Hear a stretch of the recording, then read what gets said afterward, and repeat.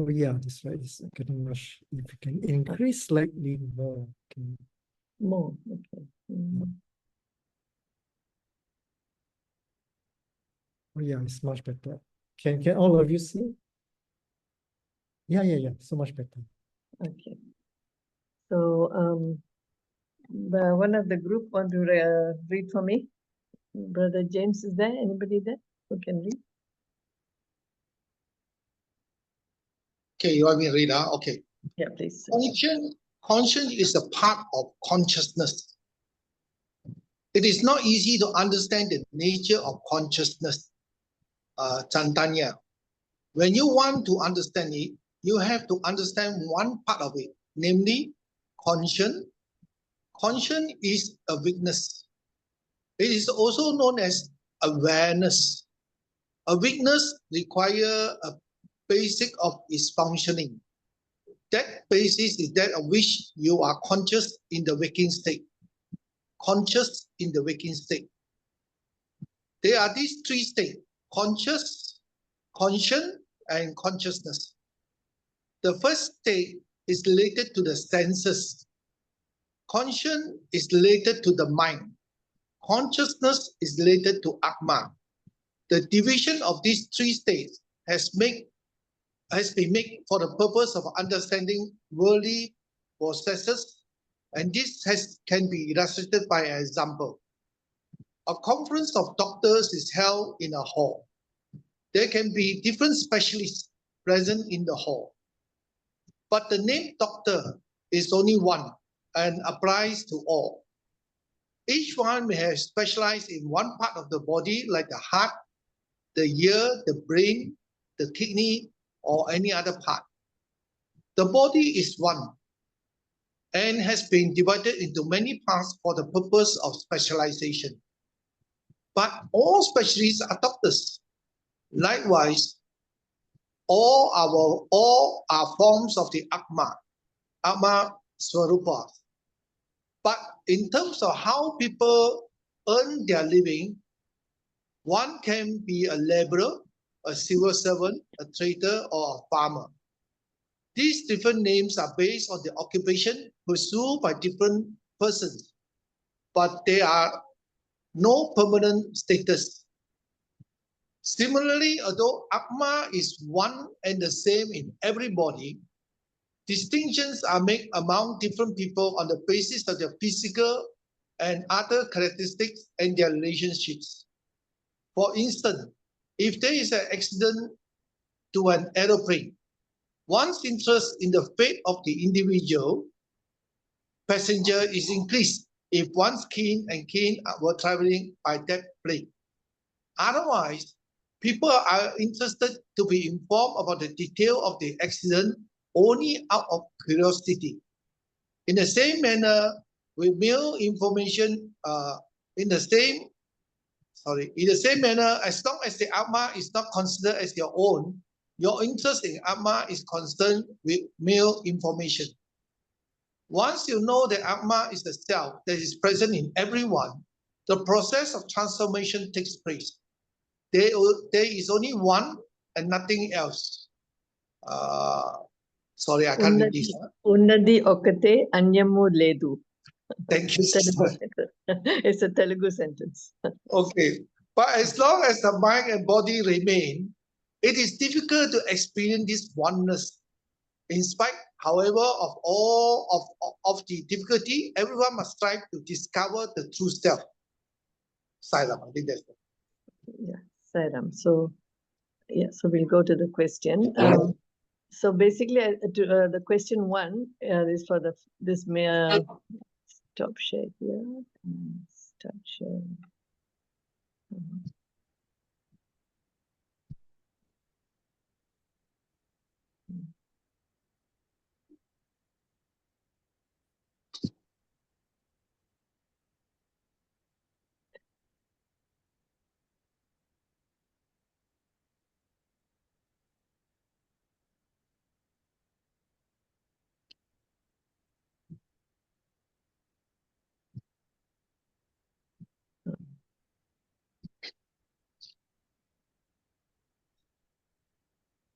Okay.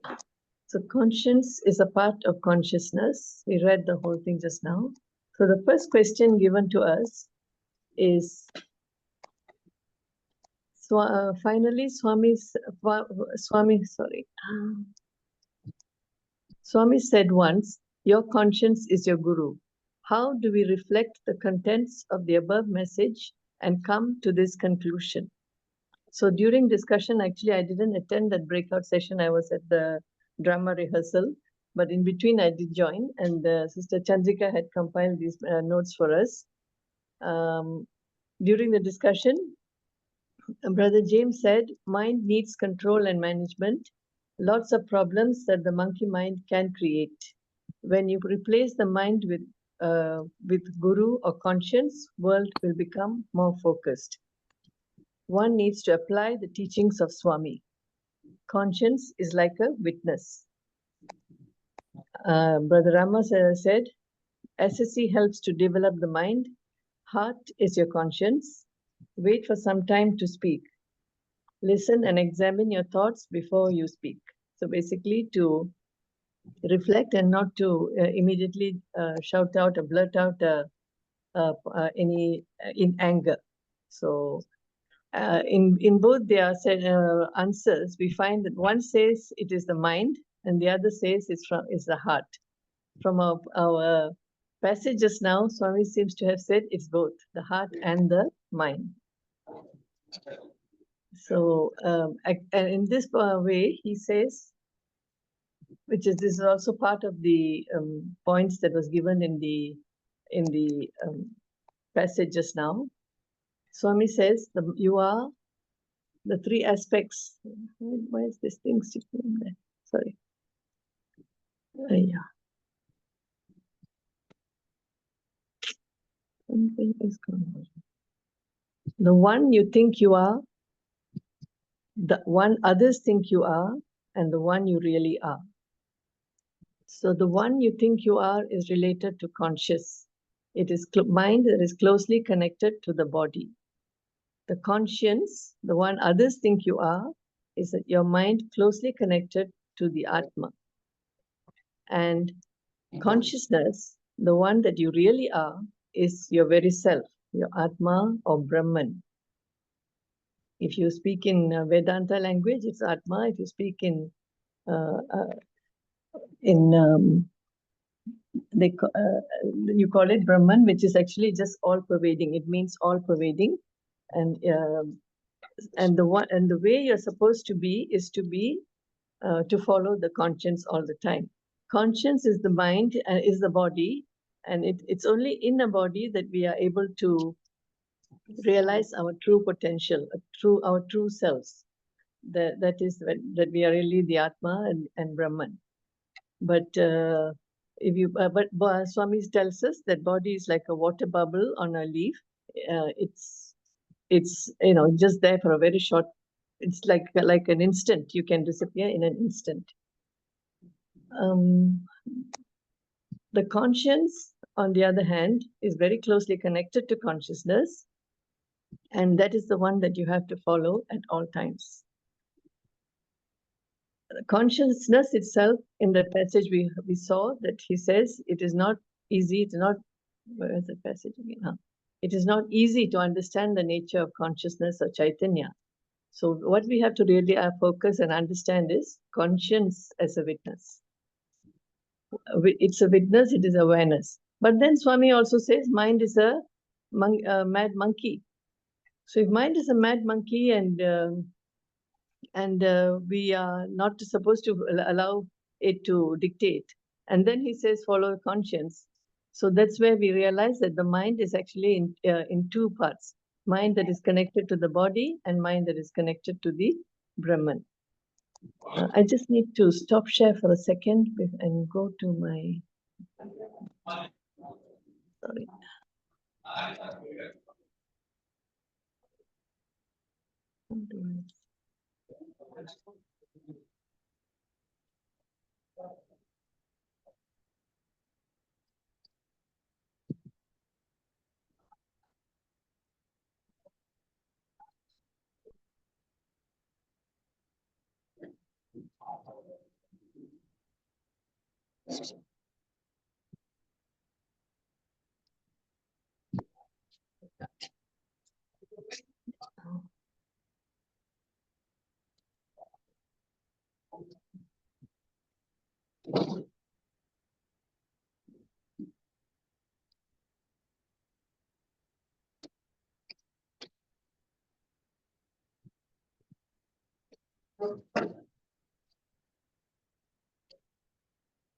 So this conscience is also called as mind, and Swami wants his mind as a monkey. Where does one get this conscience? Conscience has come from all-pervading consciousness, Swami has told us. So for today's discussion, we'll focus mainly on this conscience aspect of our personality and how it is connected to consciousness.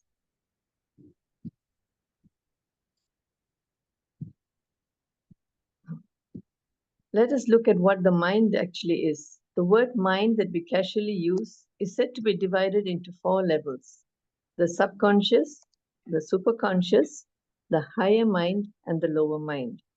The lower mind is closely connected to the conscious mind and the draw of senses. The higher mind is the one that is closely connected to consciousness or Atma. It is in this higher mind that we can say that it is this higher mind that we call as conscience. So what exactly is the witness of the mind? We know the function of the ear is to hear sounds, and the function of the eyes is to see forms, so in the same way, the function of the mind is to think. We can think of many things, the world at large. A situation right now in Malaysia where 400 children were rescued from various orphanages run by one conglomerate whose leaders had absolutely no conscience. Then you can also think, I am unhappy. I am stewing in my unhappiness. Who is thinking this unhappiness thought? It is the one thought thinking another thought. And this is known as introspection. But the mind can be diverted to focus and concentrate on a job at hand. For example, when watching a football match or reading a compelling book, a surgeon performing a complex surgery has to be focused completely. So we have seen the various functions of the mind in this example that I just gave: introspection, focus, concentration, diversion. But when one is not doing any of this, when our mind is absorbed in something outside, and then we hear a loud thunderclap, don't we experience that? We hear the sound and just know it is thunder without even thinking about it. Our mind instantly recognizes it as a thunderclap. Then when one stops to reflect on the sound we just heard, which means, all right, I've heard it, it's a thunder, which means rain will follow, and maybe even lightning. So in both these cases, there is an experience of thunder. Who is experiencing it? What is experiencing it? That is the witness. This witness is what illumines when mind is not thinking about the mind, when one just knows it. Intuitively, you just know it. You hear the sound, you just know it. It's a thunder. So what exactly is experiencing the sound?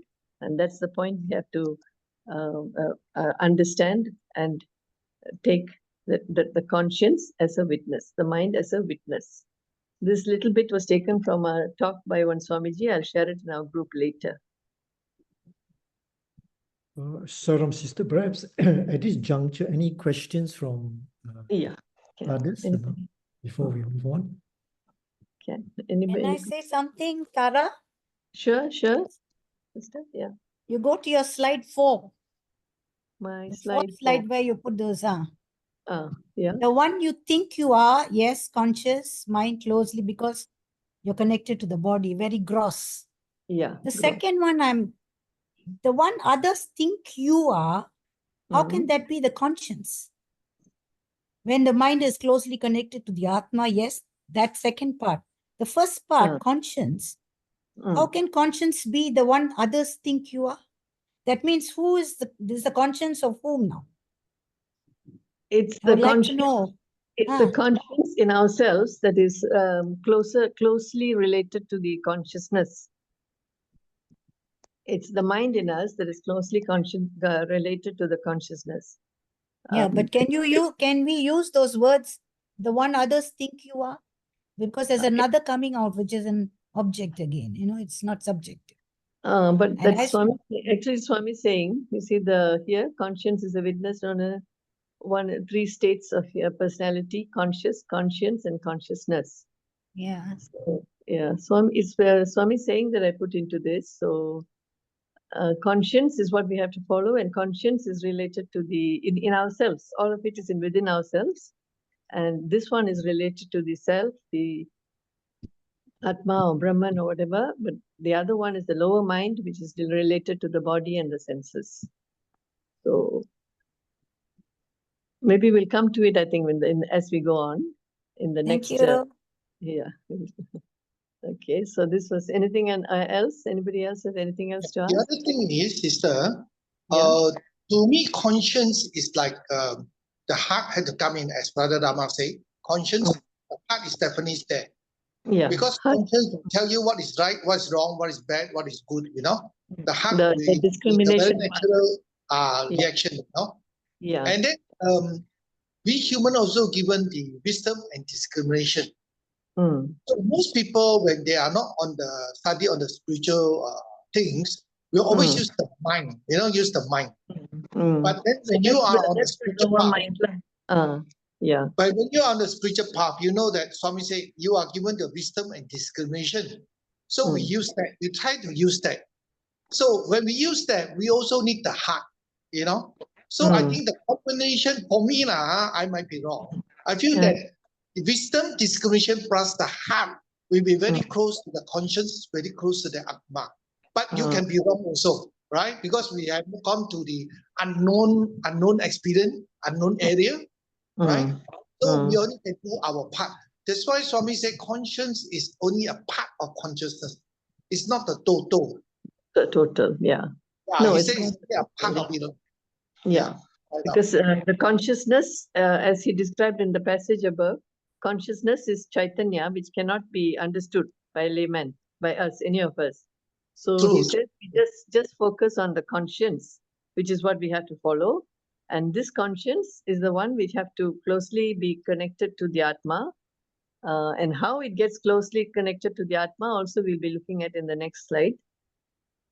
So here he says, any other pointers anybody wants to share before we go?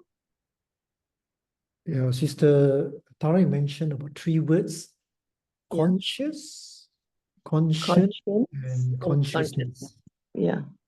So there's conscious means aware. Aware. Conscious. Aware, but of the body, of the senses. You see. function only through senses and body. And conscience is when you function through body as well as mind that is attuned to your true self. So is conscience that something that tell us, okay, we are on the right path, or hey, no, don't go there. Don't do this. Yeah, exactly. Is it part of intuition? Intuition it comes from there. Yeah. I see. Okay, thank you. The others, any questions on this before we move on? Yeah, the other thing is, when we do the Soha meditation, or even who am I, it is most of the guru, most of the teaching will tell us, be aware of your mantra, the Soham, the Buddhi, and then also aware of the thoughts. And then you always bring back to one point that we always bring back to Soham, Because one point, then finally the one point will disappear, So that's the reason why the meditation technique is always referred to aware of your thoughts, aware of your mantra, until it disappears. Right? Of course, when you disappear, you experience the bliss and the silence.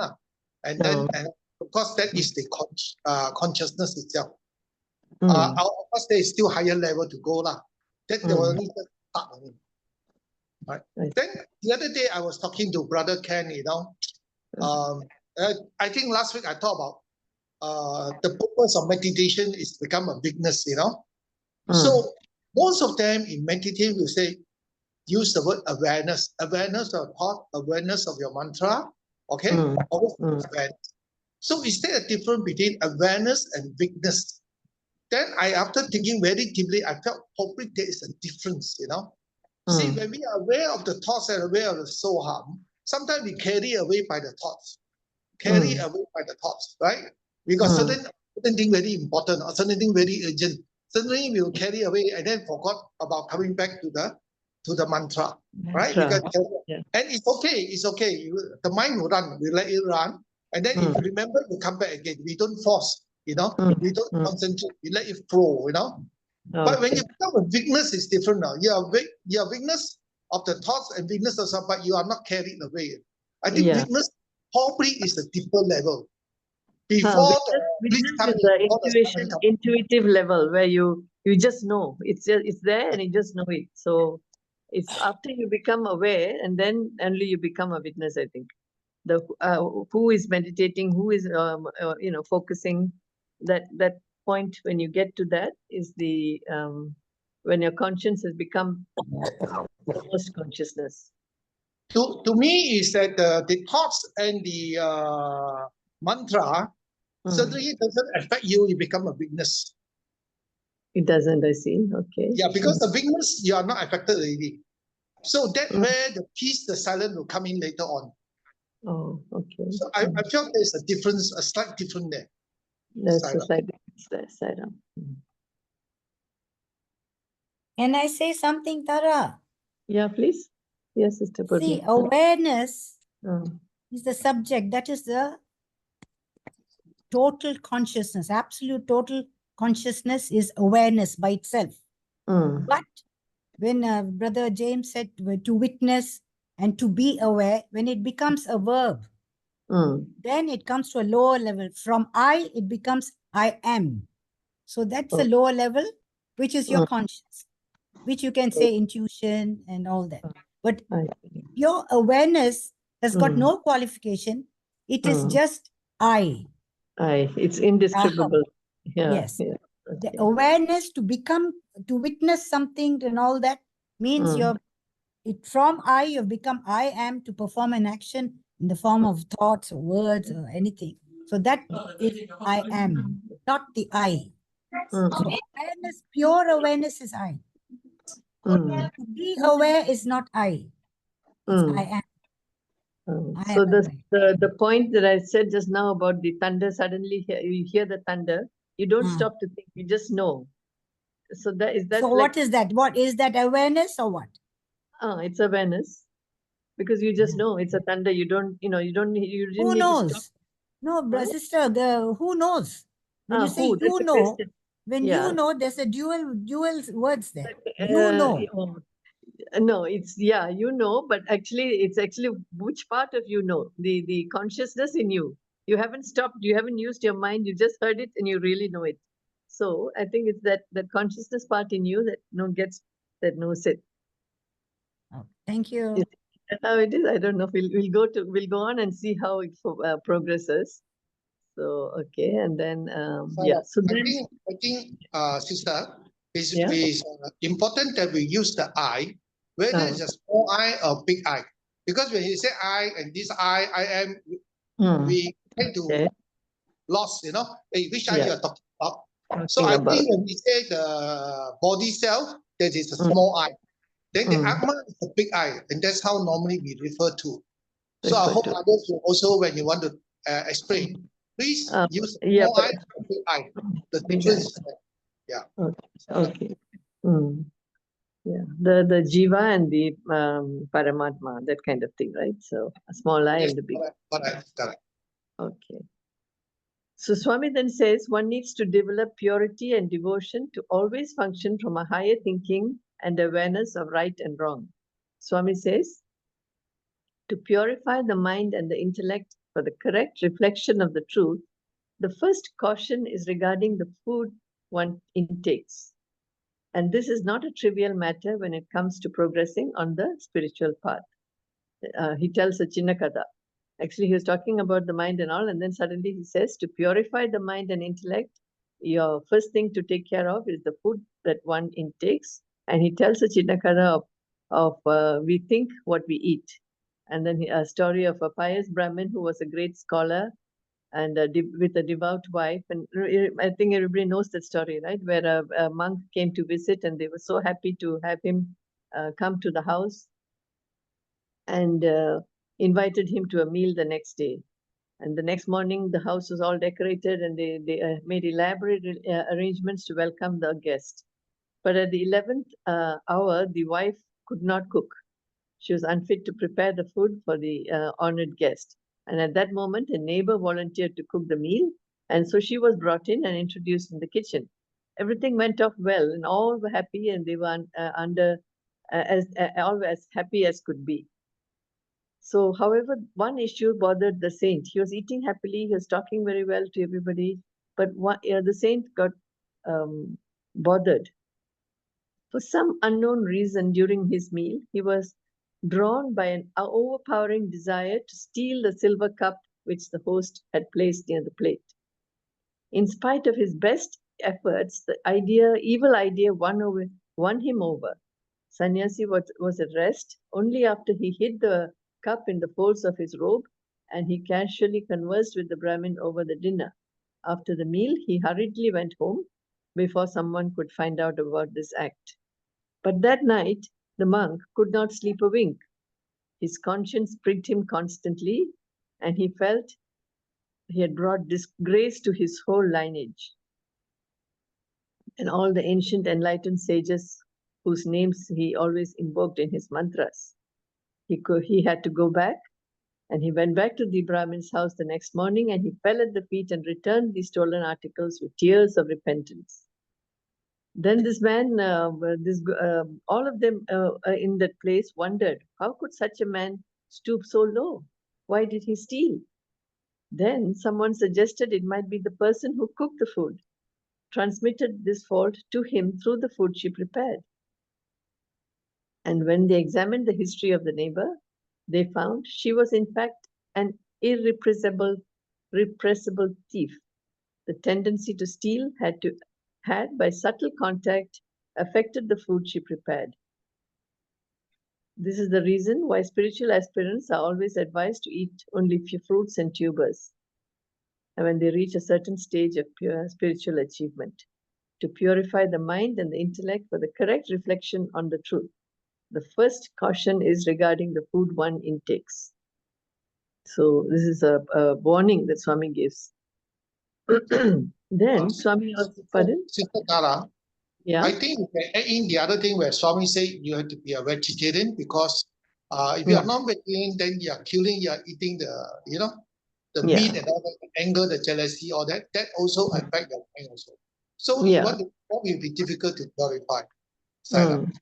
Yeah, during the convention, I think Arvind Balasubramania shared I have so many points on what Swami talked to the students about being vegetarian. So I think those YouTubes are out. We can hear in that as well. So now Swami says, the slide, another acronym that Swami has given about this conscience thing, the 4 Fs: follow the master, face the devil, fight to the end, finish the game. Swami says your duty is to follow the 4 Fs. Then you will win my love in full measure.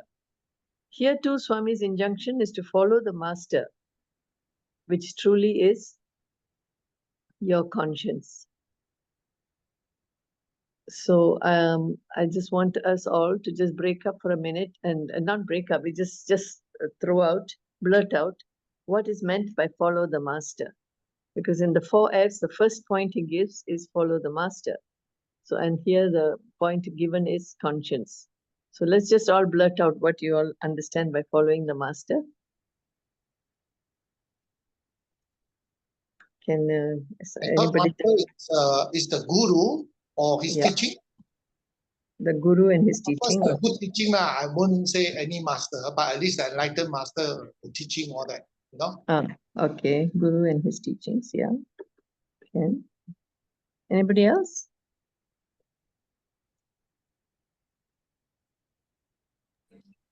Guru shows us the correct path. Guru shows us the correct path.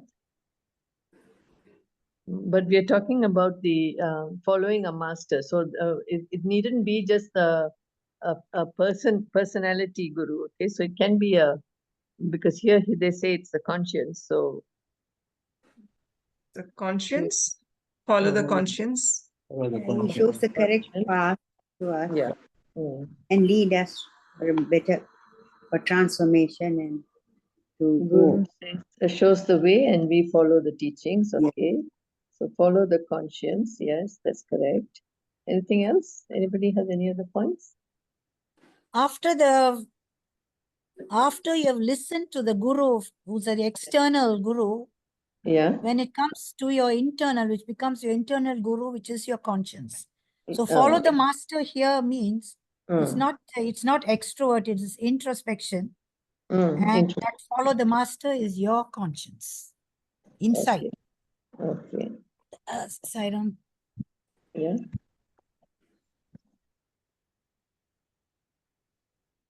Anything else? Internal guru. Sorry, can I say that, I think the sister brought up a very interesting thing.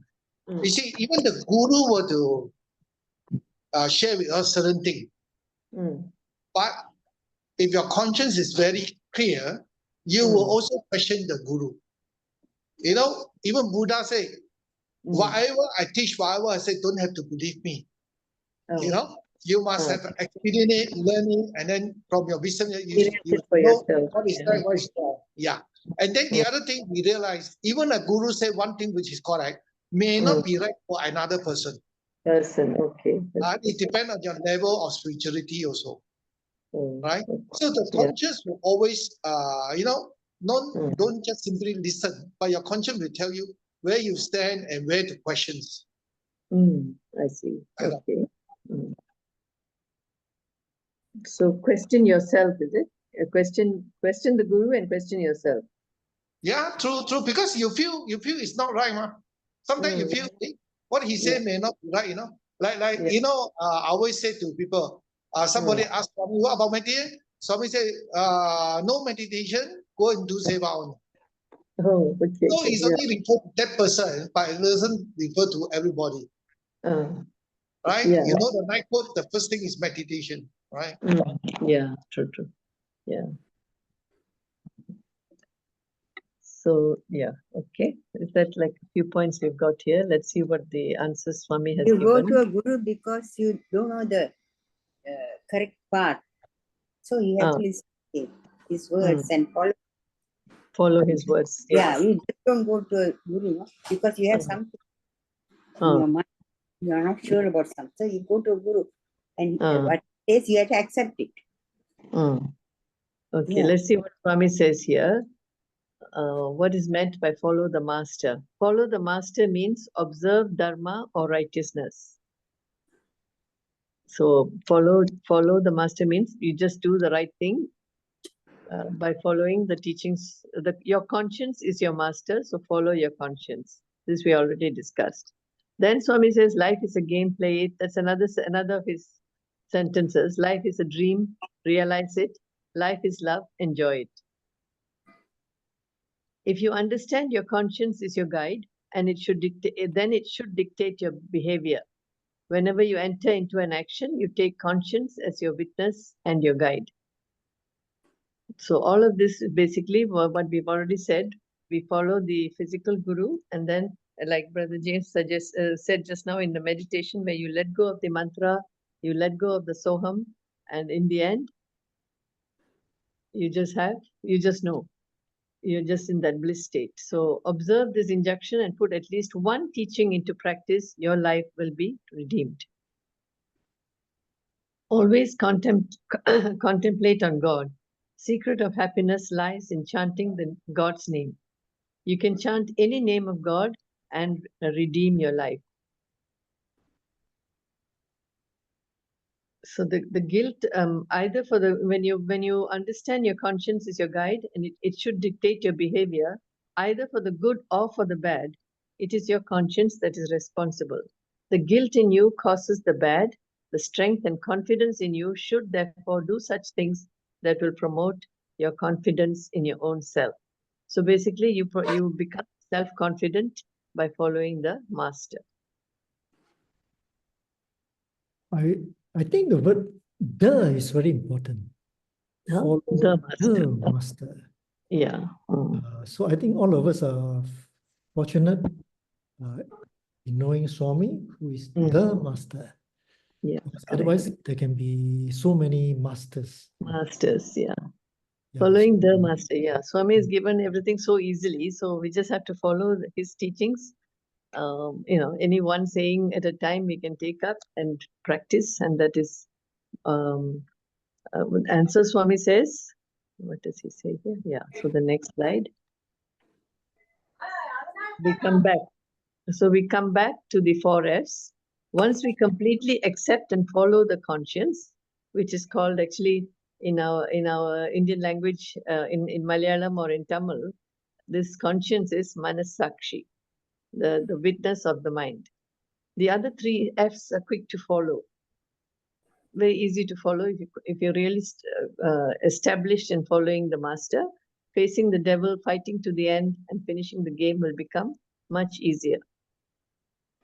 So Swami says, when you respect and follow the words of those who have disharmony in their thought, word, and deed, you tend to forget your Swami, your true self.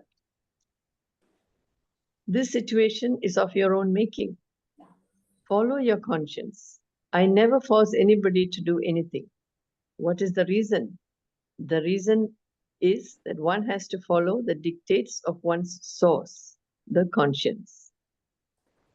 Force connotes external imposition. Source relates to the Atma, which is verily love.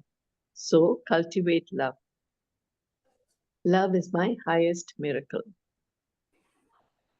So this is what Swami is telling us, that conscience is basically him. He says, it is me. Just follow me, cultivate the love in your heart.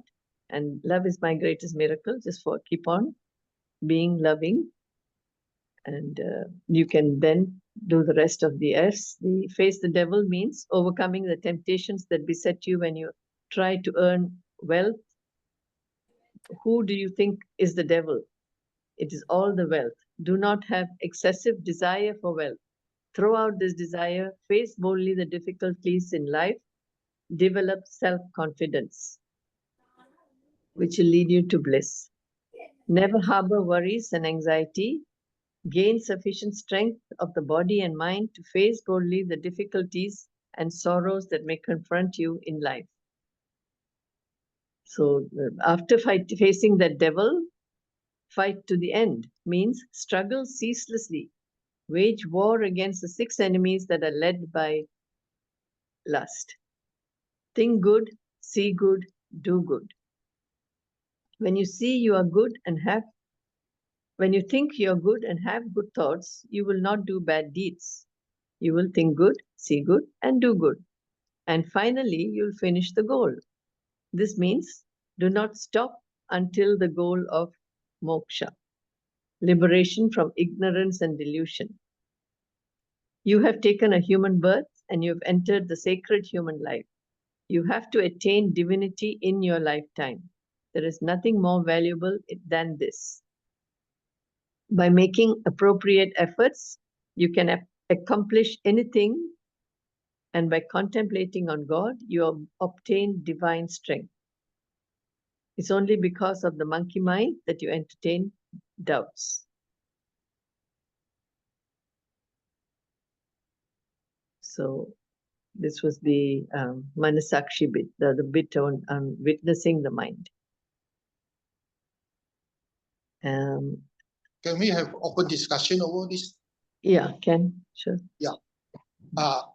First, I'd like to say about fight to the end. So just now you said there are a lot of negative things we need to fight and then continue our practice all that. And Yes, you've written there lifelong. The other versions of lifelong is like the sadhana that we are doing. A lot of people say, I've done so much good, I've done so many years of meditation, chanting. I'm still I'm not enlightened, So the thing is, the lifelong refers to the whole life, actually.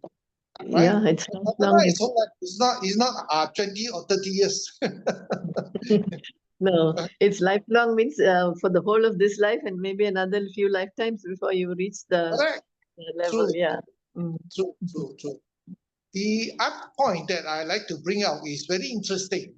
The first one you say follow the master. Now, so far generally we have been talking about Swami when he talk is towards the big crowd, right? Big crowd of people, and can refer to certain people or generally, right? Yeah. Now, the other thing is many of us who have been interviewed by Swami, we have experience where Swami only used one sentence, a few words, he enlighten you. Oh. He actually enlighten you, you know. That is the power of Swami lah, you know. Even master who went to see Swami, why every year they come back and, you know, pray to Swami, chant to Swami? Because Swami just one sentence already opened their chakra already. That means they realize, you know, that Swami is not ordinary and their voice is something very special. There is a very special case, a very close friend of mine, Sai Vibhuti. Swami, during the interview, only give her one advice, you know, one advice. He said, take care of the family. No. You know, the family that she's taking care of is hell of a problem. Really no joke. I see. She wanted to divorce her.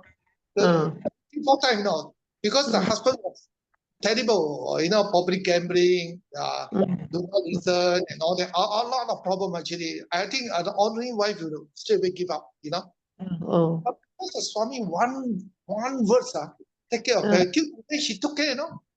Oh, she went back and I see. Yeah, she didn't give up. Actually, she told me 2-3 times she want to give up the family already. You know, she want divorce and all that, you know. But because of Swami advice, no matter how bad, take care of the family. But now she's a grandma, she also took care of the whole family. But you can see, very blessed sister. Very blessed sister. Is she happy? Is she happy also? I mean, is she? She's going through. She accept all the difficulty, all the suffering. She accepted. Okay. Now So she's very happy. She like you know, she try not to miss the Sunday bhajan with us and all that, you know. And also what she can contribute, she'll contribute lah. What she's good at, she do lah. She never complain one, you know. Complaints, I see. So she's taken it. Swami said one sentence, she took it to heart and it became her. Save her whole family. Not one family, all the generation of family. Family. Oh, okay. Yeah, because all the generation actually a lot of problems. How long ago was this? I think many years till now. Still now, still the problem. Oh, okay. No joke. How many people will find it very difficult to handle? But for her, she like, okay, I will take care. She got a very good life, very, very good family, but also the problems are there. I see. See? So I think it's very interesting to know that follow the master. When one master will talk to you directly, one sentence will change your whole life. That is actually her. You can say if you look through her life story, no human being can do that. So she's faced the devil and she's fighting. She's facing. She was fighting, but because of Swami advice. Yeah. So basically, she's done all of this. She's following the master. She faced the devil. Now she's fighting. Still fighting to the end. Still fighting to the end. And she's going to finish the game. Very good. Oh, nice. Anybody else has got stories like that to share?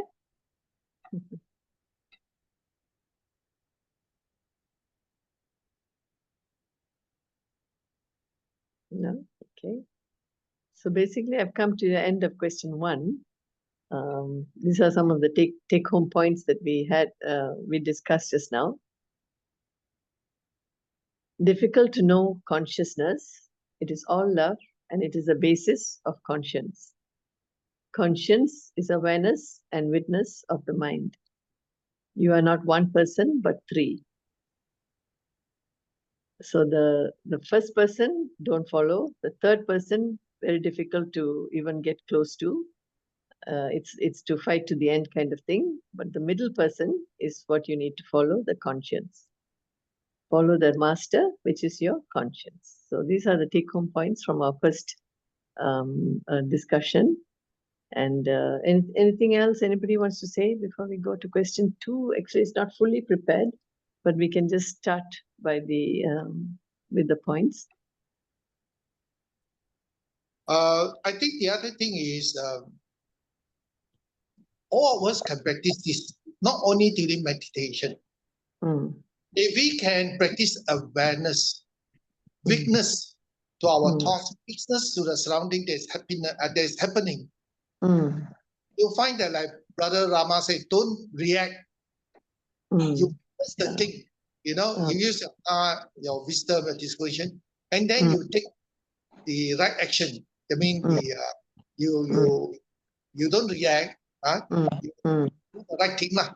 Then it should be okay. So even without meditation, if you are aware of everything and aware and become a weakness, you become a more patient, tolerant person. Oh, yeah, true lah. That's true. So I think that is a very powerful verse. If we as sight brothers and sisters can do that, as a spiritual practice, it will be very good. There will be more happiness, more good vibration around. Yeah, that's true.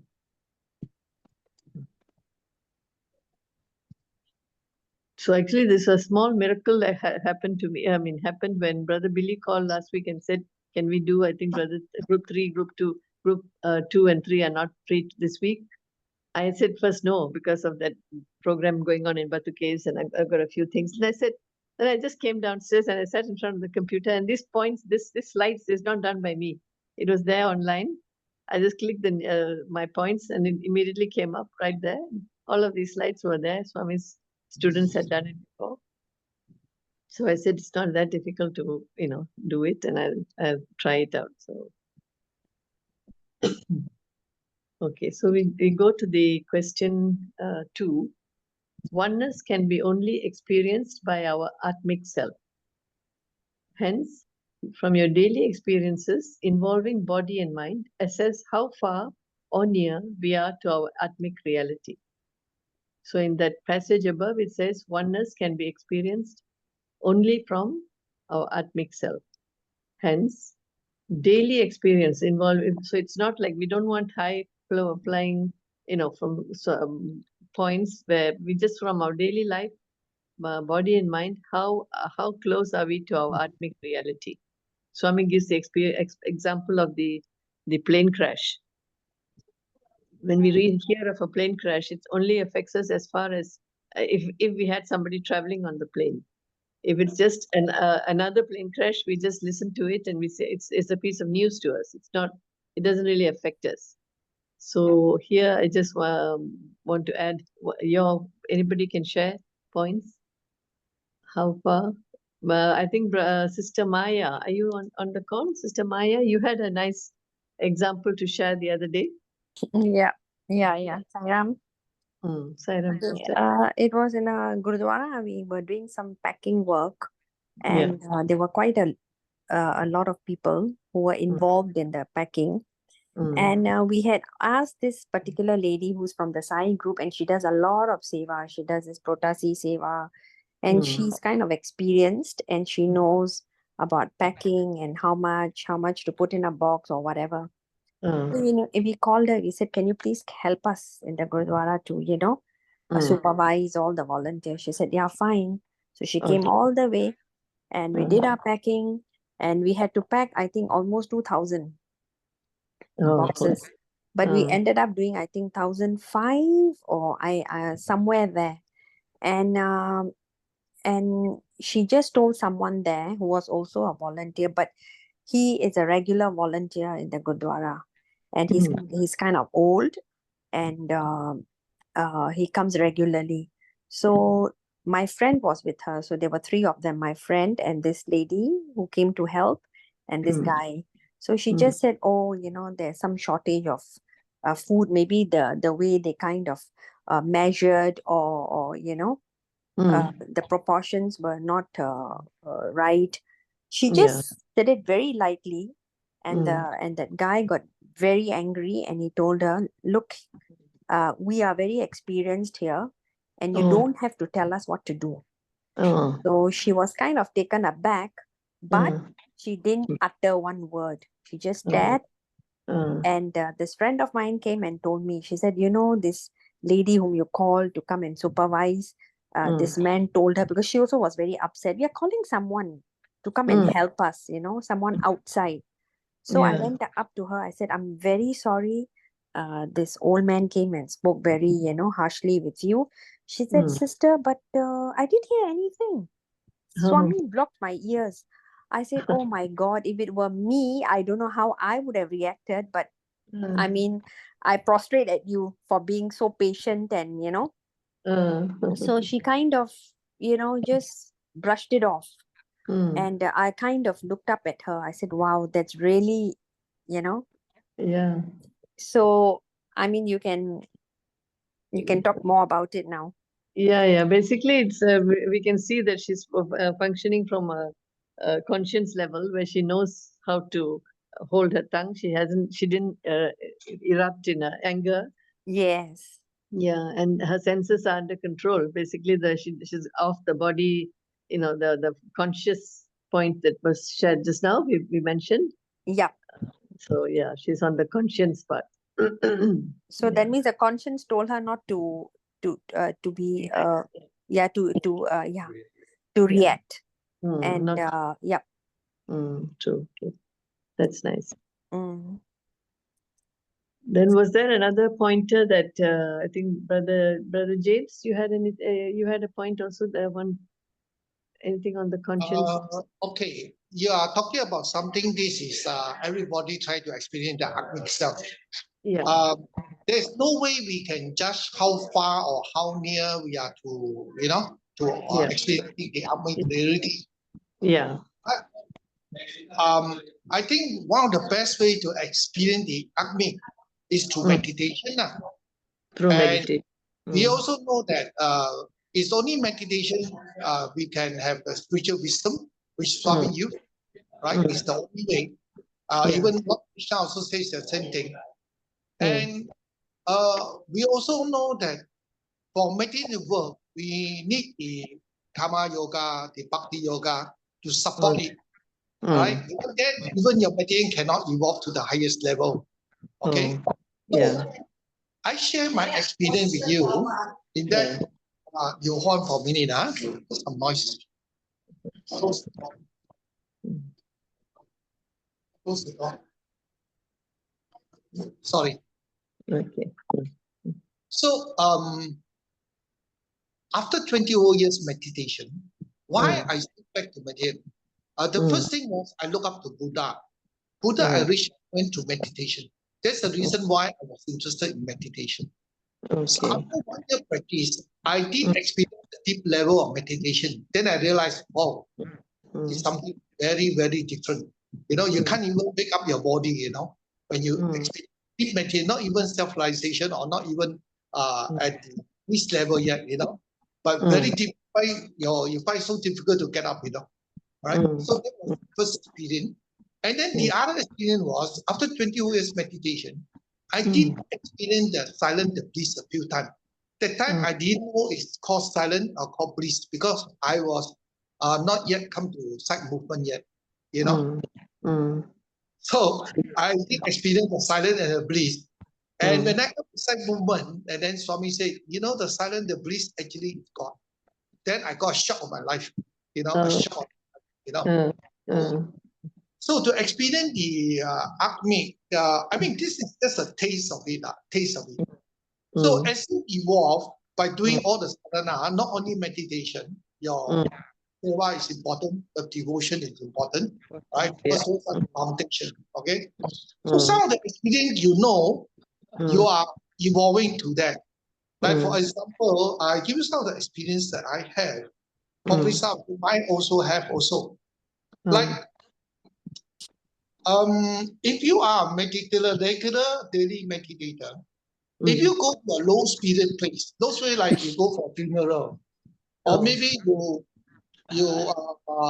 don't have enough rest, very tired. When you go to meditation, you don't even need to ask. The whole body can charge.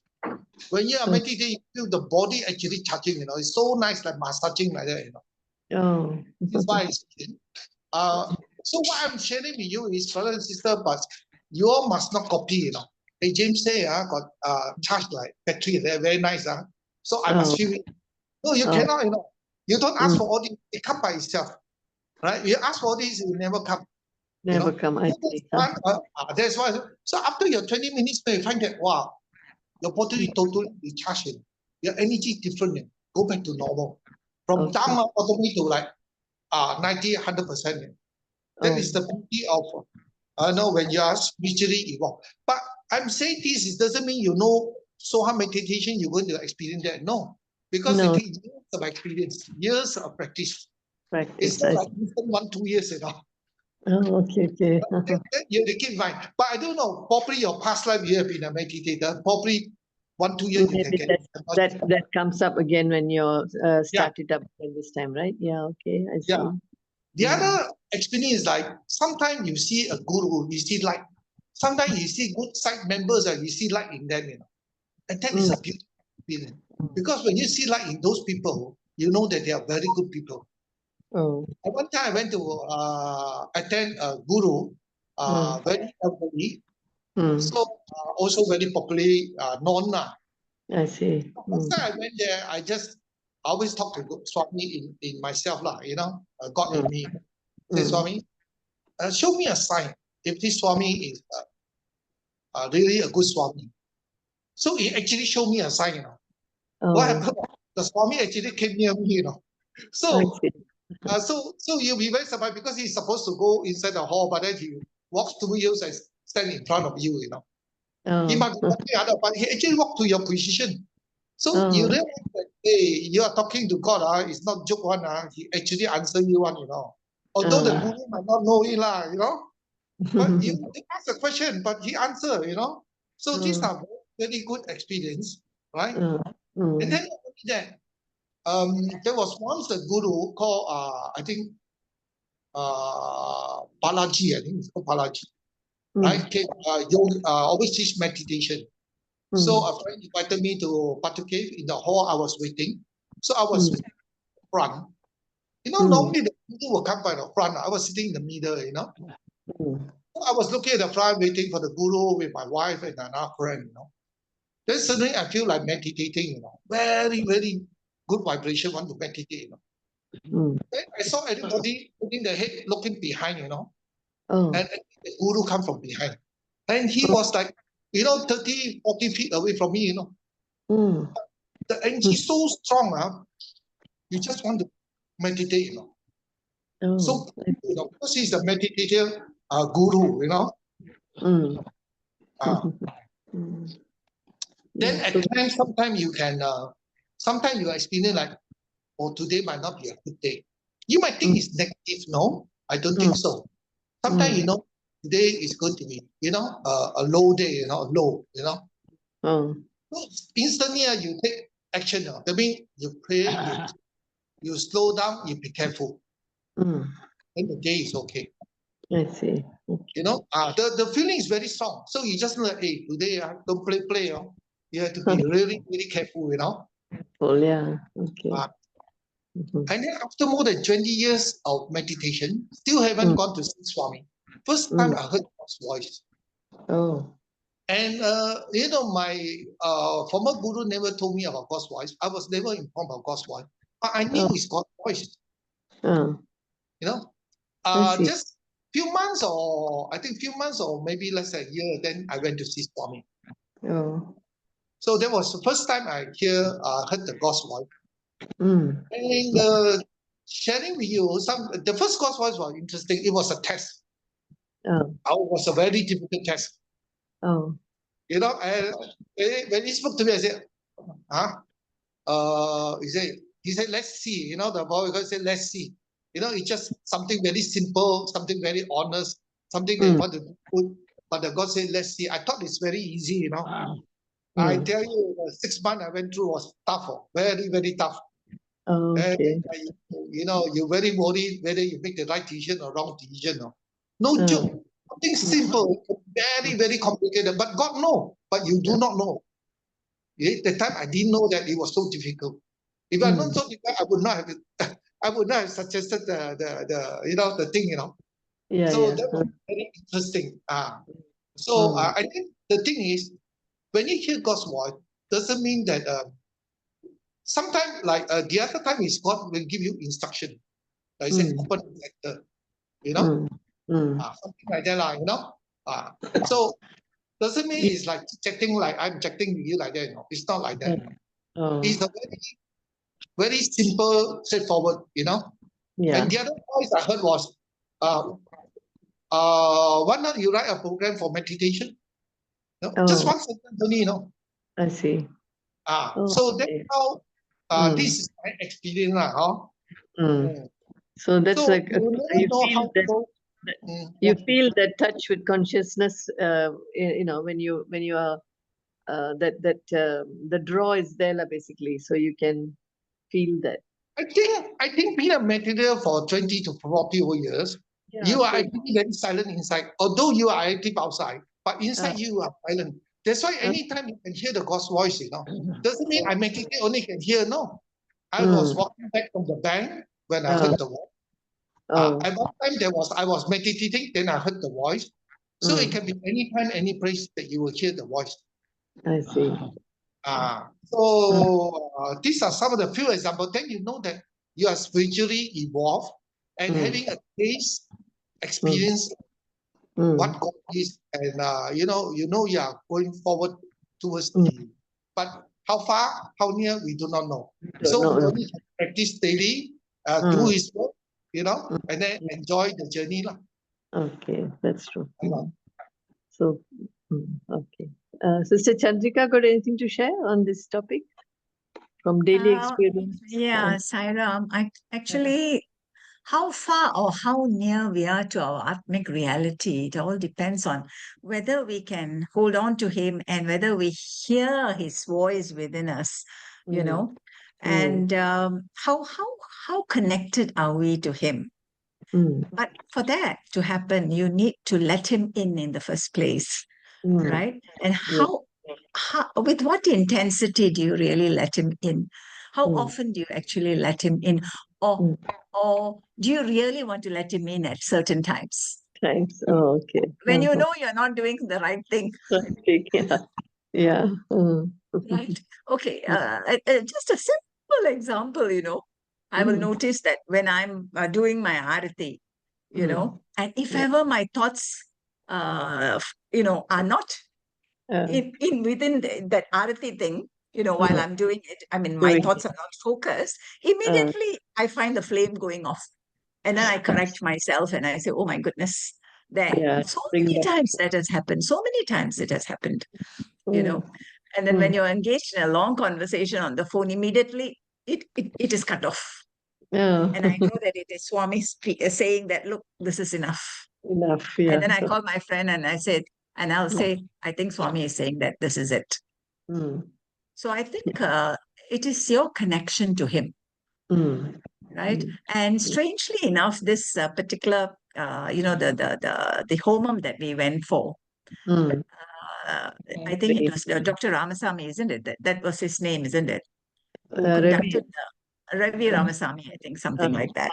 Yeah. So strangely, he said, before the start of the homam, when you're doing the homam, you must have an intention.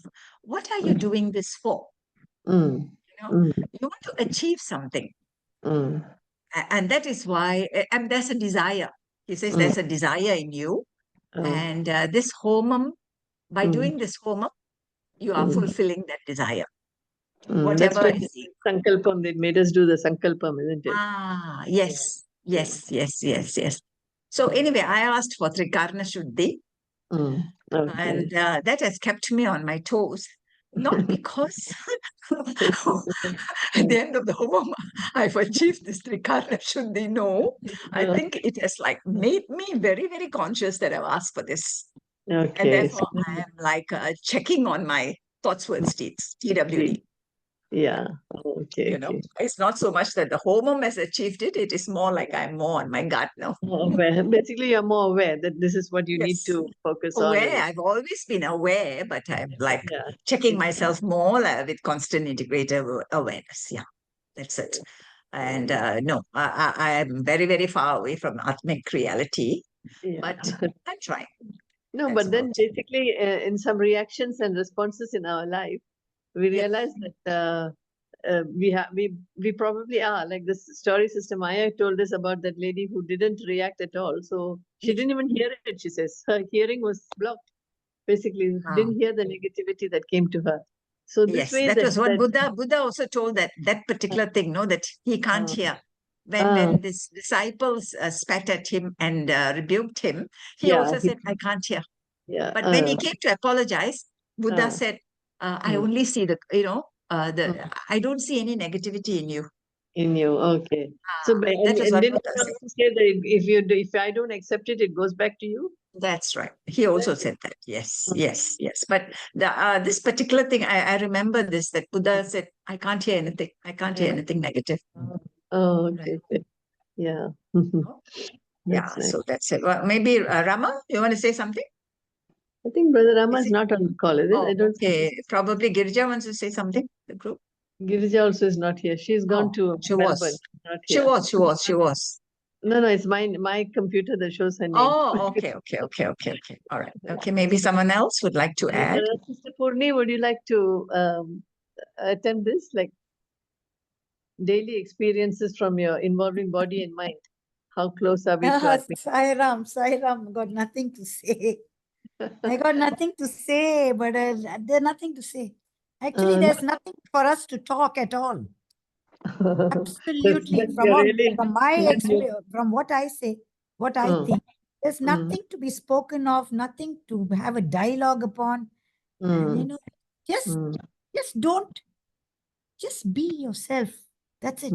Yourself means not catering to your whims and fancies. No. Whatever goes on. That's it. Don't give it a thought. Is it right? Is it wrong? No. It takes place. Mine is a thing of experience of just things taking place and me going along with it. Whether it's good or bad, it makes no difference at all. Because I don't think of it in such a way, that this is bad and that is good. So maybe I'm wrong. Sorry. Maybe you're in touch with your Atmic reality already. No, a long way to go. But one thing I can tell you, just stop. The simplest thing is to realize. You don't even want to realize. That becomes also a spiritual desire. Wanting to realize also is a spiritual desire. You just be and live your day-to-day life with the best of your understanding. As Swami says, according to your conscience, as Brother James said, even Swami had said that not all of you come here must just accept as I am. Go back and think for yourself, because as Brother James said also, it may not be for you. It may not be for you. So it doesn't mean that this is the vibe. It becomes very fanatical, because people are like that. This is my Baba is like this. Your Swami is something like that. Oh, okay. Nothing. All the masters are just pointers on the crossroads. They give you the pointer, but getting into it is your own. And definitely into means everything is introspection. Nothing is on the outside. Outside, yes, for daily living, yes, we have to know how to, our relationship with the world and with things around us. But always remember at the base, not that you have to continuously chant God. So somebody asked me this, sister, auntie, should I continue? How to continuously chant God's name? I said, no need to continuously chant God's. You just, in the morning when you get finished, that's it. And even that, very slowly, even that disappears, because there's no morning and night for God. To think about God. So Anytime. you just anytime. It is there. As you grow, it is there deep inside you, which makes you act. You could be acting in a funny way, in a stupid way, but don't think, my God, why did I do that? No. All that is KG level for me. Thank you, Zara. Thank you. Is there anybody else who wants to share something where you feel that you felt in touch with God and God gave you an answer? Yeah. So, just to add 2 or 3 points of what the Purnima say, something like that. Okay. Yeah. He said, even Chandrika said, open and then hear for the God's voice and all that. Now, a lot of people mistaken that God's voice, you must hear God's voice. Actually, it's not necessary. Because when you ask God, God answer you in different way, different form. Come and book, come friends, come and talk, He will answer you, and you know it's God answering you. You don't need actually hear His voice, right? But when you, there is specific reason why He want to speak to you. Not everybody need to speak, right? So we already know God is and everywhere, so you talk to Him anytime. Whether He answer or not, it's not important, But He will know whether it's important to answer or not, but not up to us to touch. That is one point that is important. Come in any form. Just to share an example, when I received the Soha meditation program direct from Divine Vision, right? Was I don't have any paper around. I just know that it's a program coming, I don't know. I don't know how to. You just know that you need to write down, That's it. Just unique. That's all. And coincidentally, that morning, few EHV children, which I have not seen before, bring one stack of mahjong paper put in my office.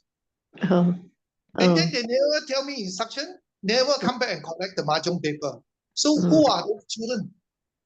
I see. You understand? These are all very strange things happening, So when Divine arrange for you the thing, He just do it for you, And then you do not know. And the thing come, you just do the right thing. Without instruction, without instruction, He said, now you have to copy down the thing. No. No. So, okay. So the mahjong paper was for you to do your mind mapping. To write down all the whole program, Program. That's one thing. Then the other thing, I think someone, many of us also mentioned, one important thing important to really experience the atmic reality of all our sadhana, the most important is God's grace. Without God's grace, nowhere we can reach the atmic reality.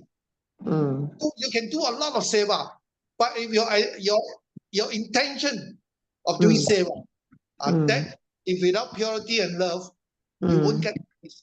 You might get the merits, you might get some merits, but not the grace.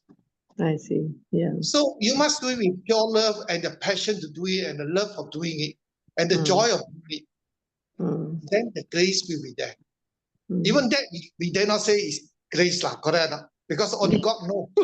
Knows whether, yeah. But when we hear the story of that sister just now, Swami's grace that told her to, look after the family. And then yes. Then, that one is Swami grace. That one is really Swami grace. Yeah. So when you look from the outside, you see some instances when there has been grace, but maybe the person experiencing probably didn't realize it. But when you look from outside, you see that grace has been there. Yeah. It's like let go, let God kind of thing. Exactly. Yeah. Most of the time, even when you write lesson plans, you just sit there and say, okay, now you take over kind of thing. It's your job. And then he just goes on. He just, writes. Yeah. Okay. So Sairam? Sairam, yeah. Yeah, and this is Shamini. For me, when I went 2019, Swami, through his student, told me to go inward, and I didn't even know they are very well, well spoken. These people I don't want to mention, and I really didn't understood a word. And here I'm in a different. Then slowly over the years, slow transformation. And for me now, after that, he started coming into dreams. He started to say some words, and I called this brother, like, the brothers are like always have this satsang in the radio side, those people, one of them. And then he said, don't worry, sister, we can't understand whatever Swami is telling, but it will unfold. To be honest, he started to unfold even the words. In the Vedas, it starts. And for me, of course, one of the sisters said when she's leading the flame, right? Like that, my daughter, not my daughter alone, my nephews, and Swami gave this pendant. That pendant will move when she's in school, high school, or anywhere. If she's not concentrating or anything, it will start to move. Even one day it started from, she removed that pendant from her room and it went to the puja room, the padakas.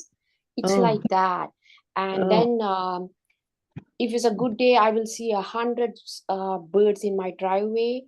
Or like suddenly somebody, he's in everything, right? And he will bring people to me, all spiritually connected.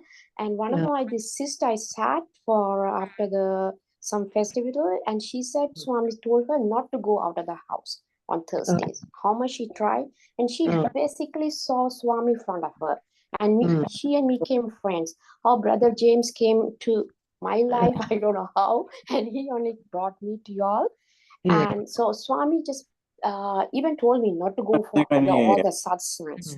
So it's like the sister who said, Purnima, like I had to let, I say just now, even I take it as it comes now, because if I plan, nothing is working. Everything he want to do his way. So like even the thought when not good, now I become more aware. Sometimes Swami will say someplace, oh, go, like I don't want to stay there like that, right? I want to leave that place, or I don't want to mix with. So it's like I had to be more quiet. Brother James is keep on saying chant the Soham. That's what Swami also want all of us to go inward, like nothing, like we're all in the same plane, right? We're all going to reach the same thing. So that's all, because more we connected to Swami, it's not the one thing, it's just in everything, I don't have words for that, right? You just experience more aware. I liked your point on unfolds to you. So Swami saying it, it may, even the one we just used today, what is that?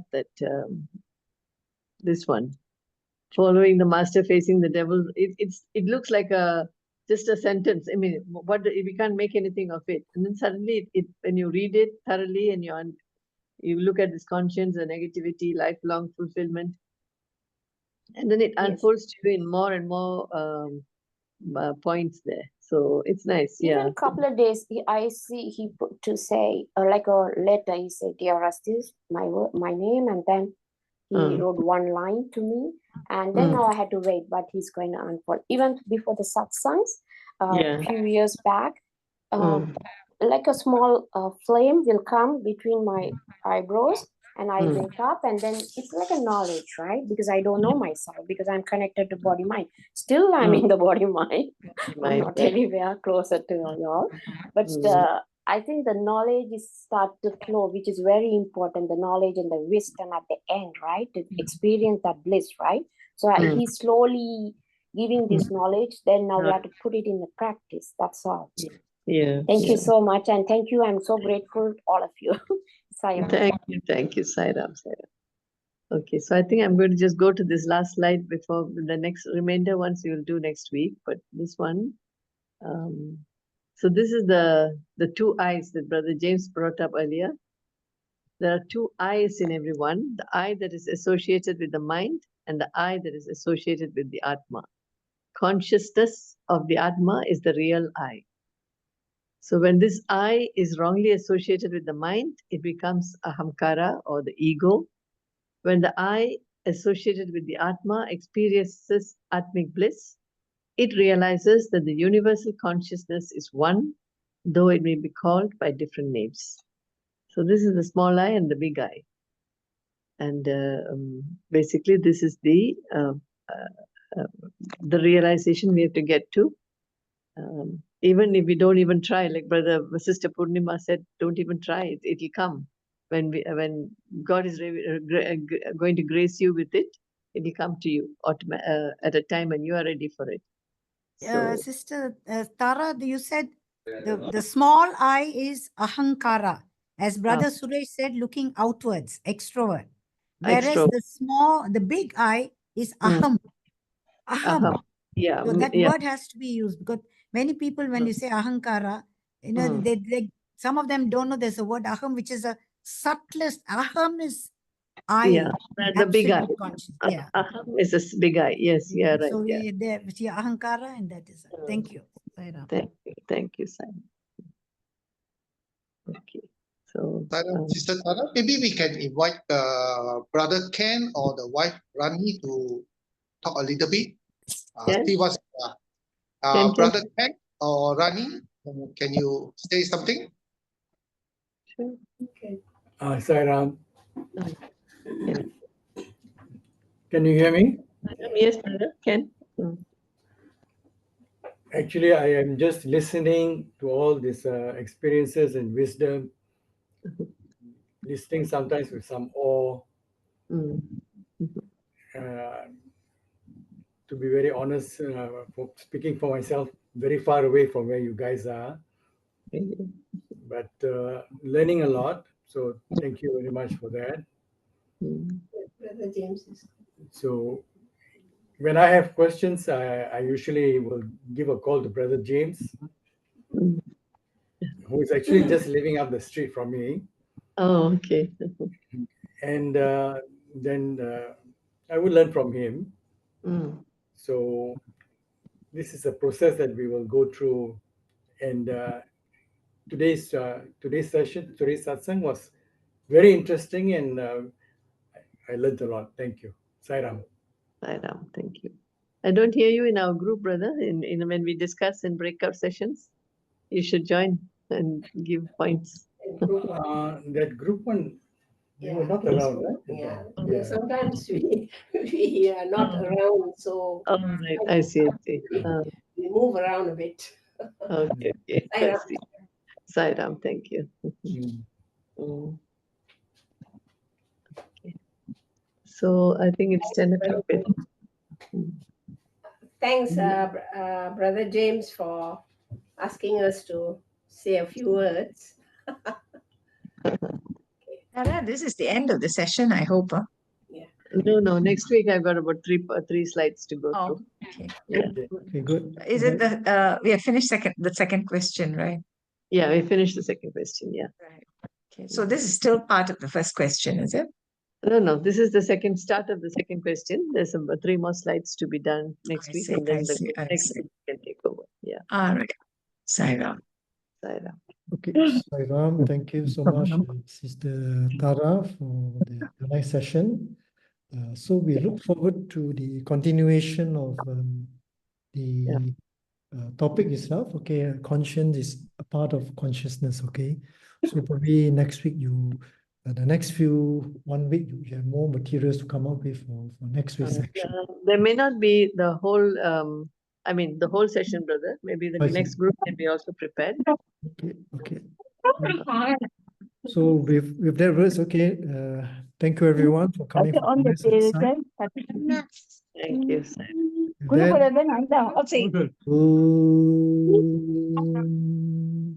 Shanti, Shanti. Sairam, everyone.